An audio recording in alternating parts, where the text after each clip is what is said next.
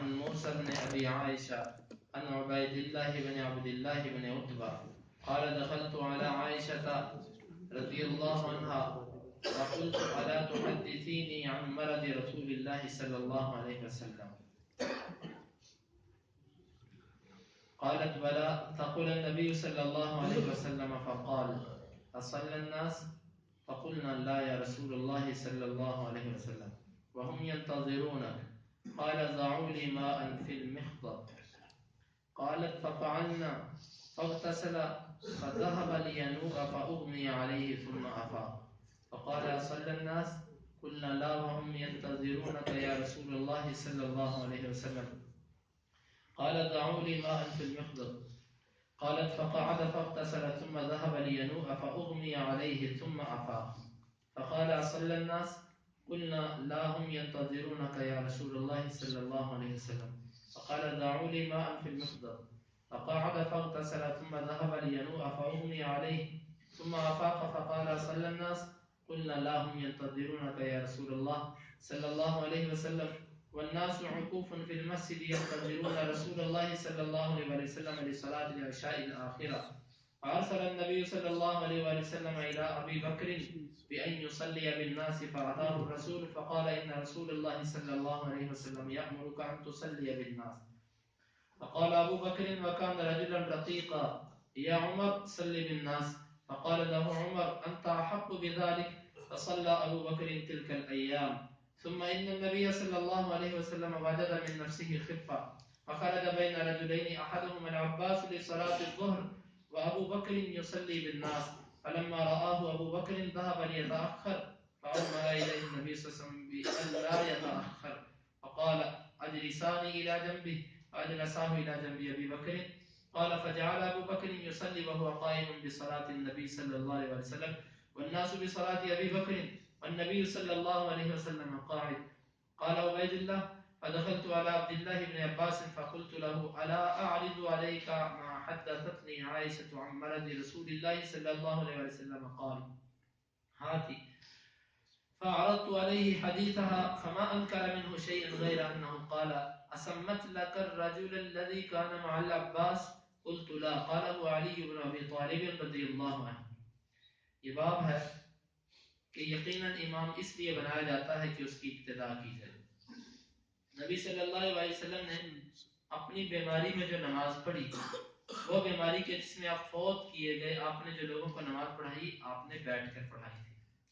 اور ابن مسعود رضی اللہ عنہ کہتے ہیں کہ جس وقت کوئی بندہ امام سے پہلے سر اٹھا لے تو وہ دوبارہ لوٹ جائے اور اتنی دیر ٹھہرا رہے جتنی دیر تک امام سر نہ اٹھا لے پھر وہ امام کی پیروی کرے. اور حسن اس شخص کے بارے میں کہتے ہیں جو رکوع کر لے امام کے ساتھ پڑھے امام کے ساتھ 2 رکعتیں لیکن سجدہ نہ کر سکے. یسجد للرکعۃ الاخیرۃ سجدتین وہ کہتے ہیں آخری رکعت کے لیے وہ 2 سجدے کرے گا. ثم یقضی الرکعۃ الاولى بسجودہما پھر وہ پہلی رکعت کی قضائی دے گا اپنے سجدوں کے ساتھ. وفی من نسی سجدۃ حتی قام یسجد اور اس شخص کے بارے میں جو بھول گیا سجدے کو حتیٰ کہ وہ کھڑا ہو گیا وہ سجدہ کرے گا. امام بخاری فرماتے ہیں کہ ہمیں بیان کیا احمد بن یونس نے کہتے ہیں ہمیں خبر دی زائدہ نے و موسیٰ بن نبی عائشہ سے عبید اللہ بن عبداللہ بن عتبہ سے وہ کہتے ہیں کہ عائشہ رضی اللہ عنہ پر داخل ہوا میں نے کہا آپ مجھے رسول اللہ صلی اللہ علیہ وسلم کی بیماری کے بارے میں کیوں نہیں بتاتی؟ تو وہ کہنے لگی کیوں نہیں میں بتاتی. جب نبی صلی اللہ علیہ وسلم بوجھل ہو گئے تو آپ نے پوچھا کہ کیا لوگوں نے نماز پڑھ لی؟ ہم نے کہا نہیں. اللہ کے رسول وہ آپ کا انتظار کر رہے ہیں. آپ نے فرمایا کہ میرے لیے ایک ٹب میں پانی رکھو. عائشہ رضی اللہ عنہ کہتی ہم نے ایسا کر دیا. بس آپ نے غسل کیا. بس آپ شروع ہوئے کہ آپ ارادہ کریں آپ جائیں نماز کی طرف آپ پر بے ہوشی طاری کر دی گئی. پھر کچھ دیر بعد آپ کو افاقہ ہوا. آپ نے فرمایا کہ لوگوں نے نماز پڑھ لی؟ ہم نے کہا نہیں وہ آپ کا انتظار کر رہے ہیں اللہ کے رسول. آپ نے فرمایا میرے لیے ایک ٹب میں پانی رکھو. ہم نے رکھا. آپ اس میں بیٹھے آپ نے غسل کیا. پھر آپ اٹھ کر جانے لگے تو آپ پر بے ہوشی آ گئی. پھر کچھ دیر بعد افاقہ ہوا. آپ نے فرمایا کیا لوگوں نے نماز پڑھ لی؟ ہم نے کہا نہیں وہ آپ کا انتظار کر رہے ہیں. آپ نے فرمایا میرے لیے پانی رکھو ایک ٹب میں. آپ بیٹھے آپ نے غسل کیا. پھر آپ جانے لگے آپ پر بے ہوشی آ گئی. پھر آپ کو افاقہ ہوا. پھر آپ نے پوچھا کیا لوگوں نے نماز پڑھ لی؟ انہوں نے کہا نہیں، وہ آپ کا انتظار کر رہے ہیں اللہ کے رسول، اور لوگ بیٹھے ہوئے ہیں مسجد کے اندر عشاء کی نماز پڑھنے کے لیے آپ کا انتظار کر رہے ہیں۔ آپ نے جب ہمت نہ ہونے کے بعد آپ نے فارسل النبی صلی اللہ علیہ وسلم ابی بکر، آپ نے ابو بکر کی طرف پیغام بھیجا بین یصلی بالناس کے وہ لوگوں کو نماز پڑھائے۔ فاتاه الرسول، اس ابو بکر کے پاس اللہ کے رسول کا پیغام رسا آیا، فقال ان رسول اللہ صلی اللہ علیہ وسلم یامرک ان تصلی بالناس، کہ اللہ کے رسول تجھے حکم دیتے ہیں کہ تو لوگوں کی نماز پڑھا۔ فقال ابو بکر مکان رجلا رقیقا، ابو بکر نے کہا، اور وہ نرم دل آدمی تھے، یا عمر صلی بالناس، عمر آپ لوگوں کو نماز پڑھائے۔ فقال له عمر انت حق بذلك، عمر نے کہا آپ اس کے زیادہ حقدار ہیں۔ فصلى ابو بکر تلك الايام، ابو بکر نے ان دنوں نماز پڑھائی۔ ثم ان النبي صلی اللہ علیہ وسلم وجد في نفسه خفه، پھر نبی صلی اللہ علیہ وسلم نے اپنے نفس میں ہلکا پن محسوس کیا۔ فخرج بين رجلين احدهما العباس لصلاه الظهر، آپ دو آدمیوں کے سہارے باہر نکلے، ان میں سے ایک عباس تھے ظہر کی نماز کے لیے، وابو بکر يصلي بالناس، اور ابو بکر لوگوں کو نماز پڑھا رہے تھے۔ فلما رآه ابو بکر ذهب ليتأخر، جب ابو بکر نے آپ کو دیکھا تو پیچھے ہٹنے لگے۔ فاوما الیہ النبی صلی اللہ علیہ وسلم بأن لا يتأخر، آپ نے اشارہ کیا کہ پیچھے نہ ہٹو۔ قال اجلسانی الی جنبہ، انہوں نے کہا مجھے بٹھا دو اس کے پہلو میں۔ فاجلسہ الی جنب ابی بکر، انہوں نے ابو بکر کی ایک جانب بٹھا دیا۔ وجعل ابو بکر یصلی وهو قائم بصلاۃ النبی صلی اللہ علیہ وسلم، ابو بکر کھڑے ہو کر نبی صلی اللہ علیہ وسلم کی نماز پڑھ رہے تھے۔ والناس بصلاۃ ابی بکر، اور لوگ ابو بکر کی اقتداء کر رہے تھے۔ والنبی صلی اللہ علیہ وسلم قاعد، اور اللہ کے نبی بیٹھے ہوئے تھے۔ قال عبید اللہ، عبید اللہ کہتے ہیں فدخلت علی عبداللہ بن عباس، عبداللہ بن عباس پر داخل ہوا، فقلت له الا اعرض عليك ما حدثتني عائشة عن مرض رسول اللہ صلی اللہ علیہ وسلم، میں تجھے وہ حدیث نہ بیان کروں جو عائشہ رضی اللہ عنہا نے اللہ کے رسول کی بیماری کے بارے میں بیان کی ہے؟ وہ کہنے لگے بیان کرو۔ بس میں نے ان پر یہ حدیث پیش کی، انہوں نے کسی چیز کا انکار نہیں کیا، صرف یہ کہا کہ کیا انہوں نے تیرے لیے اس آدمی کا نام لیا ہے جو عباس کے ساتھ دوسرا آدمی تھا؟ میں نے کہا نہیں۔ کہنے لگے وہ علی بن ابی طالب تھے۔ امام بخاری رحمۃ اللہ علیہ کی مراد اور غرض یہ ہے کہ ہر عمل میں امام کی اقتداء کی جائے گی، حتیٰ کہ امام اگر مقیم ہے اور مقتدی مسافر ہے، مثلا مسافر پر ظہر کی 2 رکعتیں، عصر کی 2 رکعتیں، عشاء کی 2 رکعتیں، اگر کوئی مسافر امام کے پیچھے کھڑا ہو کر نماز پڑھے گا تو اس پر بھی امام کی اقتداء کی وجہ سے اب 2 نہیں 4 فرض ہو گئی، وہ اتنی نماز پڑھے گا جتنی امام کی نماز ہے۔ یہ قاعدہ مسلم ہے کہ امام کی اقتداء کی جائے گی، لیکن اگر امام بیٹھ کر نماز پڑھے تو کیا مقتدی بھی بیٹھ کر نماز پڑھیں گے کہ کھڑے ہو کر پڑھیں گے؟ یہ مسئلہ اختلافی ہے۔ امام احمد بن حنبل رحمہ اللہ، امام اوزاعی رحمہ اللہ اور کچھ محدثین کا موقف یہ ہے کہ اگر امام کسی عذر کی وجہ سے بیٹھ کر نماز پڑھے اور مقتدی کھڑے ہو کر نماز پڑھنے کی طاقت رکھتے ہوں تو مقتدی بیٹھ کر نماز نہیں پڑھیں گے، ایک مقتدی بیٹھ کر ہی نماز پڑھیں گے۔ امام احمد، امام اوزاعی اور دیگر محدثین کا یہ موقف ہے۔ اگر امام بیٹھ کر نماز پڑھے عذر کی وجہ سے، مقتدی کا عذر ہو یا نہ ہو، مقتدی بیٹھ کر ہی نماز پڑھے گا، امام جس طرح پڑھے گا اس طرح پڑھے گا۔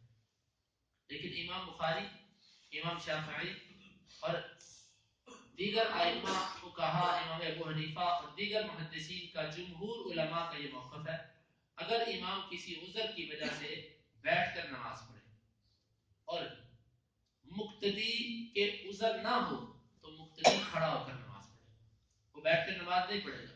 یہی موقف امام بخاری رحمہ اللہ کا ہے۔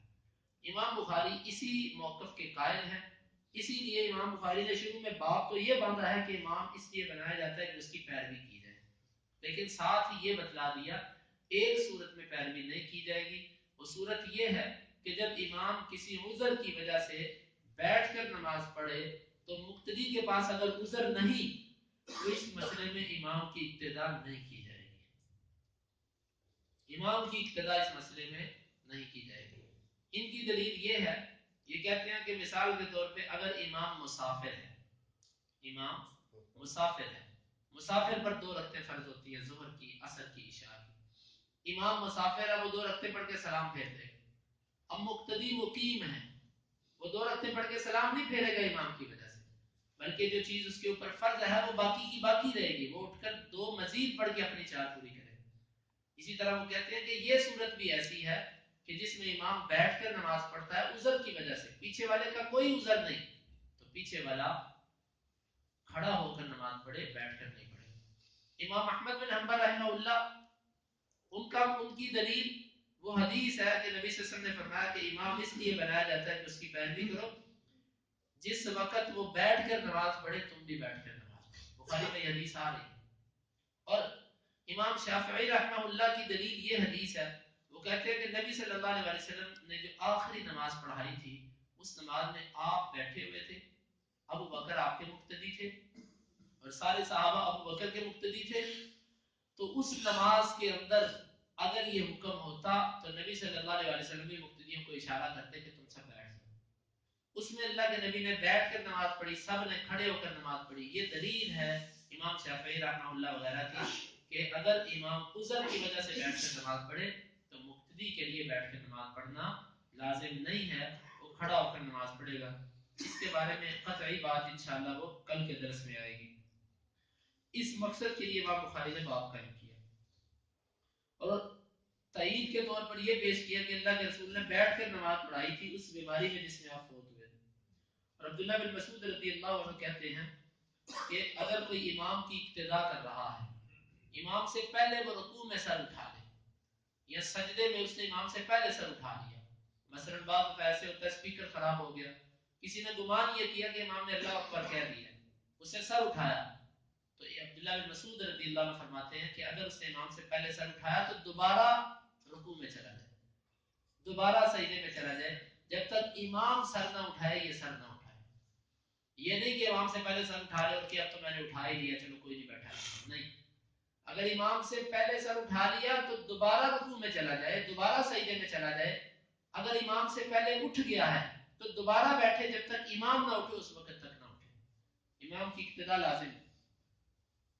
فَيَمْكُثُ بِقَدْرِ مَا رَفَعَ، اتنی دیر تک ٹھہرا رہے جتنی دیر تک امام سر نہیں اٹھاتا، پھر امام کی پیروی کرے۔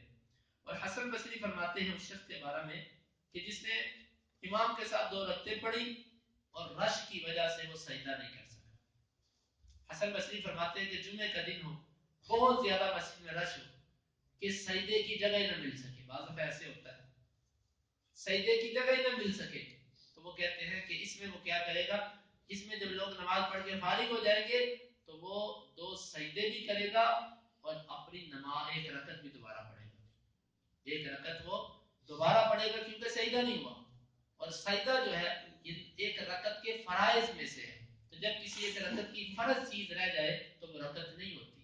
مثلا کوئی بندہ رکعت کے اندر سو گیا، رکوع میں گیا سویا رہ گیا، ہوتا ہے ایسے، سویا رہ گیا اس کو پتہ ہی نہیں چلا، نہ اس نے تسبیحات پڑھی، امام نے سمیع اللہ لمن حمیدہ کہا، امام اللہ اکبر کہہ کے رکوع میں سجدے میں چلا گیا، بعد میں اس کو ہوش آیا کہ میں امام تو سجدے میں چلا گیا، تو اس کی یہ رکعت ضائع ہے۔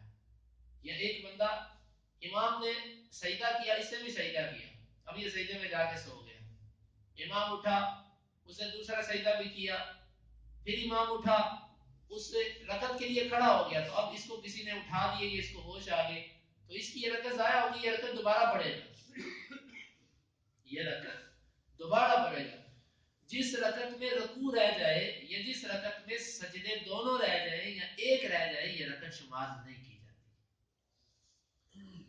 اور اسی طرح وہ شخص جو بھول جائے سجدہ کرنا، رکوع کرنا بھول گیا، سجدہ کرنا بھول گیا، اس کی یہ رکعت نہیں شمار کی جائے گی، کیونکہ سجدہ جو ہے، رکوع جو ہے، یہ ایسی چیزیں ہیں کہ 3 چیزیں ہوں تو رکوع 1 رکعت بنتی ہے، قیام، رکوع اور سجدہ، 3 چیزیں ملے تو رکعت بنتی ہے، اگر ان میں سے کوئی ایک چیز بھی کم ہو جائے تو رکعت نہیں ہوتی، وہ رکعت دوبارہ لوٹائی جائے گی، دوبارہ پڑھی جائے گی۔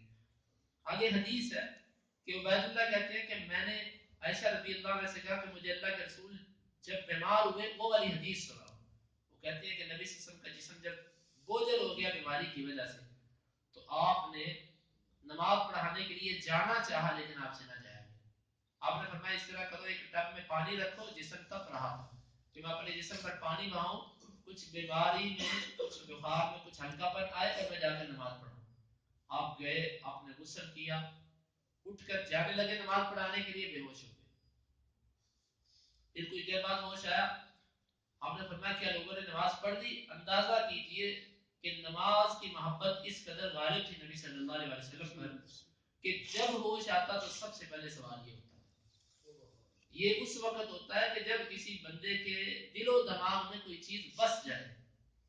آپ صلی اللہ علیہ وسلم کو ہوش آیا دوسری دفعہ. آپ نے پھر فرمایا لوگوں نے نماز پڑھی. انہوں نے کہا اللہ کے رسول وہ تو آپ کا انتظار کر رہے ہیں. اور کیسے وہ عظیم صحابہ تھے جو نماز کے انتظار میں اللہ کے رسول کے انتظار میں بیٹھا کرتے تھے, بیٹھے رہتے ہوتے تھے. تو پھر آپ نے کہا میرے لیے پانی رکھو ٹب میں. پانی رکھا گیا, آپ آئے, آپ نے غسل کیا, پھر جانے لگے, پھر بے ہوش ہو گئے دوسری دفعہ. پھر کچھ دیر بعد افاقہ ہوا اور پھر آپ نے پوچھا کہ لوگوں نے نماز پڑھ لی؟ انہوں نے فرمایا اللہ کے رسول وہ آپ کا انتظار کر رہے ہیں. آپ نے فرمایا میرے لیے پانی رکھو. ٹب میں پانی رکھا گیا, پھر غسل کیا تیسری دفعہ. پھر آپ جانے لگے, پھر بے ہوش ہو گئے. پھر ہوش آئی, پھر پوچھا, پھر چوتھی دفعہ ایسے ہی ہوا, پھر آپ بے ہوش ہوئے. پھر آپ نے بالآخر چوتھی دفعہ کے بعد آپ نے فرمایا کہ جاؤ ابو بکر سے کہو کہ لوگوں کو نماز پڑھائے. پیغام رساں ابو بکر رضی اللہ عنہ کے پاس آیا کہ اللہ کے رسول آپ کو حکم دیتے ہیں آپ نماز پڑھائیں. ابو بکر رضی اللہ عنہ نے عمر سے کہا کہ آپ نماز پڑھائیے. انہوں نے کہا کہ آپ اس کے زیادہ حقدار ہیں, ہم نہیں پڑھائیں گے نماز. ابو بکر رضی اللہ عنہ نے نماز پڑھائی. یہ عشاء کی نماز تھی. پھر اگلے دن جب ظہر کی نماز کا وقت ہوا تو ان بیماریوں میں سے رسول اللہ صلی اللہ علیہ وسلم نے ظہر کے وقت اپنے بیماری آپ کی کچھ ہلکی ہوئی. آپ دو بندوں کا سہارا لے کر مسجد کی طرف تشریف لائے. آپ نے ان دونوں سے کہا کہ مجھے ابو بکر رضی اللہ عنہ کے پہلو میں بٹھا دو. ابو بکر پیچھے ہٹنے لگے, اپنے ہاتھ سے اشارہ کیا کہ ادھر ہی رہو. انہوں نے آپ کو ابو بکر کے پہلو میں بٹھا دیا. آپ بیٹھ کر نماز پڑھا رہے تھے. ابو بکر رضی اللہ عنہ آپ کی اقتدا کر رہے تھے اور سارے لوگ ابو بکر کی اقتدا کر رہے تھے. امام بخاری کا اس حدیث سے استدلال یہ ہے کہ ہر مسئلے میں امام کی اقتدا نہیں ہوتی. اس مسئلے میں اقتدا اگر لازم ہوتی تو یہاں پر صحابہ بھی کرتے کہ اللہ کے نبی بیٹھ کر نماز پڑھ رہے تھے. اگر بیٹھ کر ہی مقتدی کے لیے بھی لازم ہوتا تو سب کو اللہ کے رسول بٹھا دیتے. یہ ہے امام بخاری کا استدلال. اب اس حدیث سے چند باتیں معلوم ہوئی, وہ یہ ہے اس حدیث کی وجہ سے تفصیلی شرح پیچھے گزر چکی ہے کہ نبی صلی اللہ علیہ وسلم نے آخر وقت تک یہ کوشش کی کہ میں مسجد میں جا کر نماز پڑھوں. جب آپ بے بس ہو گئے پھر آپ نے نماز کے لیے ابو بکر کو مقرر کیا. انسان کی حد الوسع کوشش یہ ہونی چاہیے کہ وہ مسجد میں جائے, وہاں پر جا کر نماز پڑھے, اور جب بس نہ چلے پھر ایسے ہونا چاہیے. اور نماز کے ساتھ محبت کا یہ عالم ہونا چاہیے کہ جیسے بندہ اٹھے اس کو سب سے پہلے ہوش آئے, سب سے پہلے اپنی نماز کی فکر ہو کہ میری نماز کا کیا بنا. یہ اس وقت کیفیت بنتی ہے کہ جب کسی بندے کو نماز سے محبت ہو جائے, اللہ سے محبت ہو جائے, پھر اس کی یہ کیفیت ہوتی ہے. تو اس حدیث کی ویسے تفصیل پیچھے گزر چکی ہے. اگلی حدیث بھی اسی کے متعلقہ ہے. امام بخاری فرماتے ہیں کہ ہمیں بیان کہ عبداللہ بن یوسف نے, وہ کہتے ہیں ہمیں خبر دی مالک نے ہشام بن عروہ سے, اور وہ اپنے باپ سے, اور وہ عائشہ رضی اللہ عنہا سے جو مومنوں کی ماں ہے. وہ کہتی ہیں کہ رسول اللہ صلی اللہ علیہ وسلم نے نماز پڑھائی. صلی رسول اللہ صلی اللہ علیہ وسلم فی بیتی وهو شاکر, اللہ کے رسول نے اپنے گھر میں نماز پڑھی سال میں کہ آپ تکلیف میں مبتلا تھے. فصلی جالسا, آپ نے بیٹھ کر نماز پڑھی. وصلی وراءہ قوم قیام, آپ نے لوگوں نے آپ کے پیچھے کھڑے ہو کر نماز پڑھی. فاشار الیہم ان اجلسوا, آپ نے ان کی طرف اشارہ کیا کہ تم بیٹھ جاؤ. فلما انصرف, بس جب آپ نماز سے فارغ ہوئے, قال انما جعل الامام ليؤتم به, آپ نے فرمایا کہ امام اس لیے بنایا جاتا ہے کہ اس کی اقتداء کی جائے. فاذا ركع فاركعوا, جب امام رکوع کرے تم بھی رکوع کرو. واذا رفع فارفعوا, اور جب رکوع سے سر اٹھائے تم بھی سر اٹھاؤ. واذا قال سمع الله لمن حمده, اور جب سمع الله لمن حمده کہے فقولوا ربنا ولك الحمد, بس تم کہو ربنا ولك الحمد. واذا صلى جالسا فصلوا جلوسا, اور جب امام بیٹھ کر نماز پڑھے تم بھی بیٹھ کر نماز پڑھو. اس میں بھی اللہ کے رسول کی ایک بیماری کا ذکر ہے کہ آپ نے بیٹھ کر نماز پڑھائی. نماز میں ہی آپ نے لوگوں کو اشارہ کر دیا کہ بیٹھ جاؤ. بیٹھ گئے, سلام پھیرنے کے بعد آپ نے فرمایا کہ امام کی اقتداء کی جائے. جب امام بیٹھ کر نماز پڑھے تم بھی بیٹھ کر پڑھو. جب امام کھڑے ہو کر نماز پڑھے تم بھی کھڑے ہو کر نماز پڑھو. اور جب امام سمیع اللہ لمن حمدہ کہے تم ربنا ولک الحمد. یہ دلیل ہے امام احمد بن حنبل کی, امام اوزاعی کی, اور ان محدثین کی جو کہتے ہیں کہ اگر امام بیٹھ کر پڑھے مقتدی بھی بیٹھ کر پڑھے. دوسرے علماء یہ کہتے ہیں کہ یہ حدیث پہلے کی ہے, اور آپ کی جو بیماری والی حدیث ہے جس میں آپ فوت ہو گئے تھے وہ آخری حدیث ہے, آخری زمانے کی. لہذا آخری عمل نے پہلے والے عمل کو منسوخ کر دیا. یہ جواب ہے ان علماء کا جو امام شافعی والا موقف رکھتے ہیں. تو میں نے آپ کو پہلے بھی کہا انشاءاللہ اس پہ حتمی بات انشاءاللہ کل کے درس میں کریں گے. تو اس حدیث کے حوالے سے کچھ اور باتیں کہ جب امام سمی اللہ لمن حمیدہ کہے تم ربنا ولک الحمد کو، اس کا یہ مطلب نہیں ہے کہ مقتدی سمی اللہ لمن حمیدہ نہیں کہے گا، بلکہ مقتدی سمی اللہ لمن حمیدہ بھی کہے گا. اس کی دلیل یہ ہے کہ دوسری روایت میں اس کی وضاحت کر دی گئی ہے کہ مقتدی یہ کہے گا. جس طرح کہ ایک قاعدہ یہ ہے کہ الاحادیث تفسر بعضها بعضا، بعض احادیث بعض کی تفسیر کرتی ہیں. کبھی بھی ایک حدیث سے پورا مسئلہ نہیں حل کیا جاتا.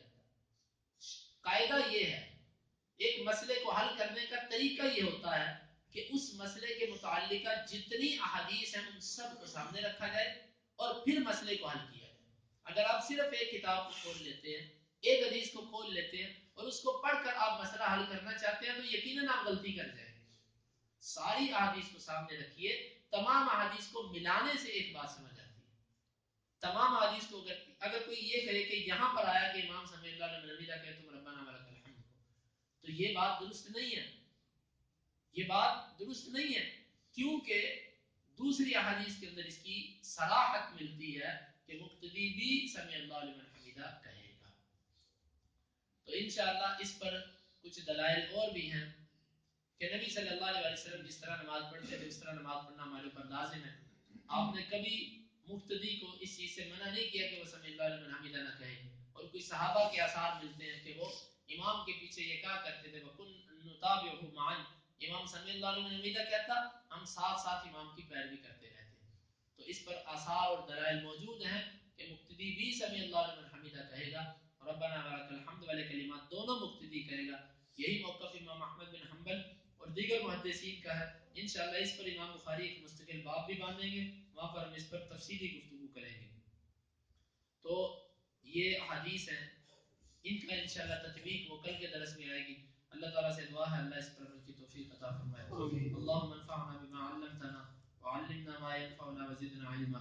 اللهم اقسم لنا من خشيتك ما تحول به بيننا وبين معصيتك، ومن طاعتك ما تبلغنا به جنتك، ومن اليقين ما تحبن به علينا مصائب الدنيا.